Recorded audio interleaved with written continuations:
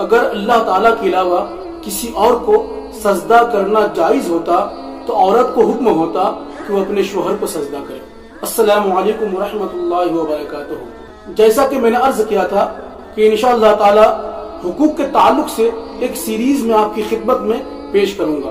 ماں باپ کے حقوق، میاں بیوی کے حقوق، پڑوسی کے حقوق، رشتہ داروں کے حقوق، ساس بہو کے حقوق، یعنی سب کے حقوق کو جو ہے الگ الگ بیان کیا جائے گا، کیونکہ حقوق نہ ادا کرنے سے ہمارے معاشرے میں بہت زیادہ انتشار ہے، جھگڑا فساد بہت زیادہ ہے۔ اگر ہر کوئی اپنے فرائض کی ادائیگی کرنے لگے، یعنی ان کے اوپر جو حقوق ہے ان کو ادا کرنے لگے، تو سب کے حقوق ادا ہو جائیں گے۔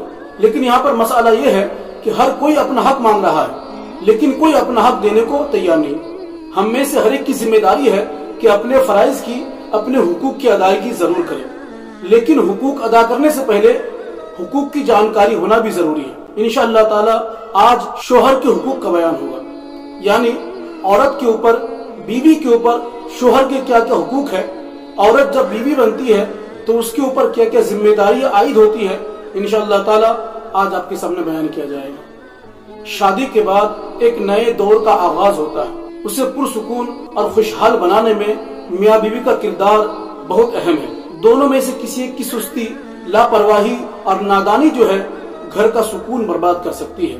آپ کو بتا دوں کہ اسلام نے جو عزت و وقار عورت کو دیا ہے، کسی اور مذہب میں وہ بات نظر نہیں آتی ہے۔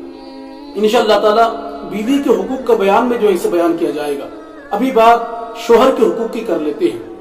بیوی شوہر کے تابع ہے، یعنی ہر جائز کام میں شوہر کی اطاعت کرنا بیوی پر لازم ہے۔ اگر بیوی شوہر کی فرما بردار ہوں گی تو دونوں جہانوں میں انعام کے حقدار ہوں گی۔ جیسا کہ نبی کریم صلی اللہ تعالی علیہ وسلم نے ارشاد فرمایا، عورت اگر 5 نمازیں پڑھے، رمضان کے روزے رکھے، اپنی شرمگاہ کی حفاظت کرے، اپنے شوہر کی اطاعت کرے، تو اسے کہا جائے گا کہ جنت کے جس دروازے سے چاہے وہ جنت میں داخل ہو جائے۔ اسلام میں عورت کو شوہر کی مکمل فرما برداری کا حکم دیا گیا ہے، یعنی اگر شوہر کسی بات سے منع کر دے تو عورت پر اس بات کا ماننا لازم ہے، اگر وہ بات شریعت کے خلاف نہ ہو۔ شادی کے بعد عورتوں کی ذمہ داریاں بڑھ جاتی ہیں۔ کبھی ایسا موقع آتا ہے کہ ماں باپ کچھ اور کہتے ہیں، شوہر کچھ اور کہتے ہیں، اور بیچ میں بیچاری عورت پس جاتی ہے۔ اس موقع پر عورتیں یہ بات سمجھ لے کہ ماں باپ کا مقام اپنی جگہ پر ہے، لیکن شادی کے بعد عورت پر سب سے زیادہ حق جو ہے اس کے شوہر کا ہوتا ہے۔ جیسا کہ حدیث شریف میں ہے، نبی کریم صلی اللہ تعالی علیہ وسلم نے ارشاد فرمایا، مرد پر سب سے زیادہ حق اس کی ماں کا ہے اور عورت کے اوپر سب سے زیادہ حق اس کے شوہر کا ہے۔ عورتیں یہاں پر کمی محسوس نہ کرے، کیونکہ وہ بھی ایک عورت ہے، ماں بھی ایک عورت ہے اور آپ بھی ایک عورت ہے۔ جب آپ ماں بنیں گی، وہ مرد جو کہ آپ کے بچے ہوں گے، آپ کے لڑکے ہوں گے، تو ان کے اوپر بھی سب سے زیادہ حق آپ ہی کا ہوگا۔ آج ایک مرد کا جو کہ آپ کے شوہر کے روپ میں ہے، تو آپ پر سب سے زیادہ حق ان کا ہے، لیکن جب آپ ماں بنیں گی، آپ کے 2-4 لڑکے ہوں گے، ان سب مردوں کے اوپر سب سے زیادہ حق آپ ہی کا ہوگا۔ اسلام نے کسی پر ظلم نہیں کیا ہے، ہم نے خود اپنے آپ پر ظلم کیا ہے دین نہ سیکھ کر۔ حدیث شریف میں تو یہاں تک ہے کہ اگر اللہ تعالیٰ کے علاوہ کسی اور کو سجدہ کرنا جائز ہوتا تو عورت کو حکم ہوتا کہ اپنے شوہر کو سجدہ کرے، لیکن اس شریعت میں اللہ کے علاوہ کسی اور کو سجدہ کرنا جائز نہیں ہے۔ اس سے جو ہے اس بات کا اندازہ لگائیں کہ شوہر کا کیا مقام ہے۔ شوہر کا بیوی کے اوپر بہت زیادہ حق ہے۔ حدیث شریف میں آتا ہے کہ ایک لڑکی نے حضور نبی کریم صلی اللہ تعالی علیہ وسلم سے ایک سوال پوچھا، یا رسول اللہ، شوہر کا بیوی کے اوپر کیا حق ہے؟ تو نبی کریم صلی اللہ تعالی علیہ وسلم نے ارشاد فرمایا، بیوی پر شوہر کا اتنا بڑا حق ہے، اگر شوہر کے جسم پر کوئی زخم ہو اور بیوی اسے چاٹ لے، یا اس کے نتنوں سے خون یا پیپ بہہ نکلے اور بیوی اسے چاٹ لے، پھر بھی شوہر کا حق ادا نہیں کر سکتی۔ اللہ اکبر۔ بزرگوں نے فرمایا ہے کہ مرد کو جنت میں جانے کے لیے ماں کی رضامندی کا ٹکٹ دیا جائے گا، اور عورت کو جنت میں جانے کے لیے شوہر کی رضامندی کا ٹکٹ دیا جائے گا۔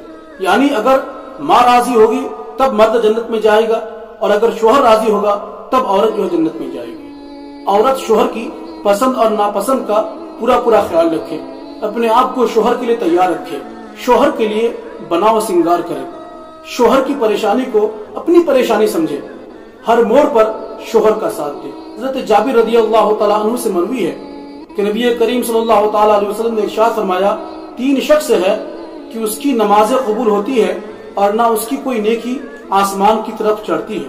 ایک وہ غلام جو کہ بھاگ جائے، خیر اس دور میں تو غلاموں کا تصور ہی نہیں ہے۔ دوسری وہ عورت جس پر اس کا شوہر ناراض ہو۔ تیسرا وہ شرابی جب تک اس کا نشہ نہ اترے۔ اللہ اکبر۔ اس حدیث سے ہمیں یہ معلوم ہوتا ہے کہ شوہر کی ناراضگی اللہ تعالیٰ کی ناراضگی ہے، یعنی اگر شوہر عورت سے ناراض ہے تو اس کی نمازیں، اس کی نیکیاں بھی اللہ کی بارگاہ میں قبول نہیں ہوتی ہیں، اس کی نمازوں اور نیکیوں کو رد کر دیا جاتا ہے۔ اللہ اکبر۔ یہاں تک کہ شوہر کی اجازت کے بغیر عورت جو ہے نفل نماز اور نفل روزے بھی نہیں رکھ سکتی۔ ہاں اگر عورت کو معلوم ہے کہ میرے نفل روزے رکھنے سے یا نفل نمازیں پڑھنے سے میرے شوہر کو کوئی اعتراض نہیں ہے تو پھر وہ بنا اجازت کے بھی کر سکتی ہے۔ یہاں پر بتانا مقصد یہ ہے کہ شوہر کی جو ہے اطاعت ضروری ہے، شوہر کی فرما برداری ضروری ہے۔ تو میری تمام ماؤں بہنوں سے گزارش ہے کہ جب آپ بیوی بنے تو اس کے حقوق کو ضرور ادا کریں۔ شادی کرنے سے پہلے حقوق کو جانیں، ورنہ یاد رکھیں کہ شوہر کی ناراضگی اللہ تعالیٰ کی ناراضگی ہے، آپ کے لیے جہنم کا راستہ بن سکتا ہے۔ اور ثواب کی نیت سے اس ویڈیو کو جو ہے دوسروں تک پہنچا دیں تاکہ تمام اسلامی بہنوں کو جو ہے ان کے حقوق معلوم ہو کہ ان کے اوپر جو ہے کیا کیا حقوق ہے۔ آنے والا جو ویڈیو ہوگا وہ عورتوں کے حقوق کے بارے میں ہوگا، یعنی شوہر کے اوپر بیوی کے کیا کیا حقوق عائد ہوتے ہیں، انشاءاللہ تعالی آنے والے ویڈیو میں جو اسے بیان کیا جائے گا۔